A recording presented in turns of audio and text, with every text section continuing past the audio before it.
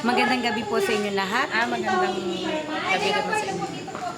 Nandito po tayo upang interviewin po ang isa sa mga miyembro po ng Marhanas. Ano po bang pangalan po nila? Ako si Roxanne Colindon, Ma'am Roxanne, taga saan po ba kayo? taga PB3.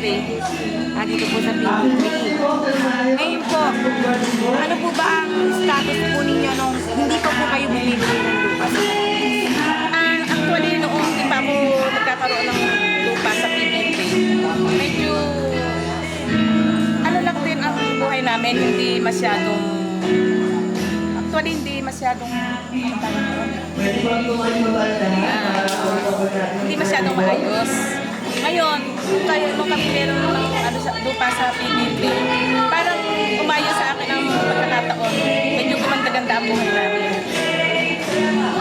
Paano po naging maganda ang buhay mo natin? Kasi kasali ako sa pagpanatiba eh. Nagkaroon ako ng puhunan para magkaroon ako ng bigasan. Gumanda naman eh. Ano naman po ang masasabi ninyo sa Marhanas? Maganda. Mabuti. Maganda ang binigay nilang pagkakataon sa mga tao, yung mga nakatira sa PBB. Maganda ang kanilang layunin para sa mga tao. So, hindi lang po yun basta-basta subdivision or hindi basta-basta po yun basta na bibili ng lupa. So, yun po ay isa, Marhanas Community. Okay, ano po ang masasabi ninyo sa mga miyembro po o officer? Okay, mababait sila, approachable naman sila.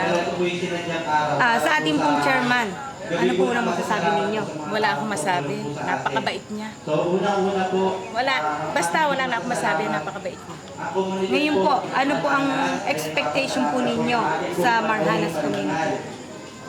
Ang expectation ko sa Marhanas Community ay uunlad pa siya, more success para sa mga taga-PB, mga taga-PBC, PB Cruz pala.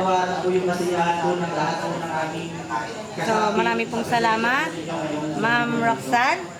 So, narito po ang isa po sa mga miyembro ng Marhanas na nagpapatunay na talaga pong napakaganda ng Marhanas Community. Lagi po namin katulong mula po nung kami nagsisimula.